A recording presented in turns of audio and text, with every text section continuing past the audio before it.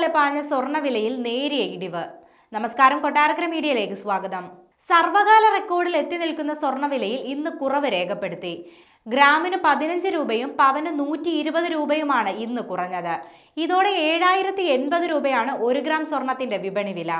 പവന് 56,640 രൂപ നൽകണം. കഴിഞ്ഞ ദിവസങ്ങളിലെല്ലാം സ്വർണ്ണവില ഈ മാസത്തെ ഏറ്റവും ഉയർന്ന നിരക്കിലൂടെയാണ് കടന്നുപോയത്. രാജ്യാന്തര സ്വർണ്ണവില കഴിഞ്ഞ ആഴ്ച നേരിയ തോതിൽ കുറഞ്ഞിരുന്നു. പശ്ചിമേഷ്യയിലെ സംഘർഷത്തിൽ നേരിയ കുറവുണ്ടെന്ന തോന്നലിനെ തുടർന്നായിരുന്നു അത്. കേരളത്തിൽ റെക്കോർഡ് കടന്ന് വില കുതിച്ചതോടെ വിൽപ്പനയിൽ വലിയ കുറവുണ്ടായിട്ടുണ്ട്. ഡിമാൻഡ് വലിയ തോതിൽ താഴ്ന്നെന്ന് വ്യാപാരികളും പറയുന്നു.